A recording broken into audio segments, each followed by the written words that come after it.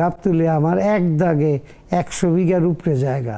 এক দাগে 100 বিঘার উপরে। তো এটা কি চাঁদাবাজি করবো? তারপর আমার বাড়িটা, এই বাড়িটা আমার প্রায় 30-40 বিঘার কম না।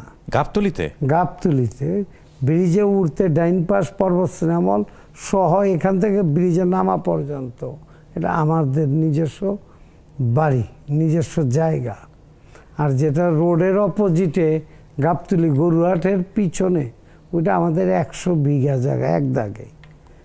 আর খালের নদীর খাল আছে, ছোট্ট একটা খালের অপোজিটে আছে আমাদের প্রায় 40 থেকে 50 বিঘা এক দাগে, 2 দাগ না। এটা কার আমলে কেন, মানে আপনার দাদার আমলে বা বাবার আমলে এরকম?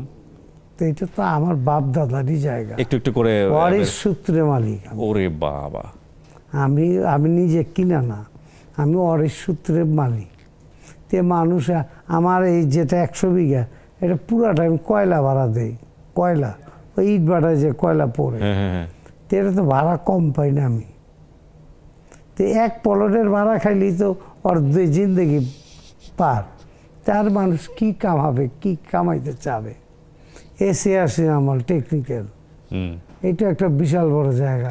আমাদের সৌরভ সার্ভিস স্টেশন এটা আমাদের প্রায় 12 বিঘা এক দাগে, 12 বিঘা এক দাগে, নট অফ জোক।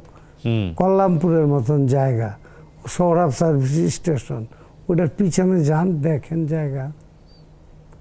মানুষ বলতে পারে অনেক কিছু, ওটা বলে ফিল্মে দেখে যে খারাপ ভিলেন করে, ভাবে যে ডিপ জলব এই টাইপেরই। তা আমি কার কি করব?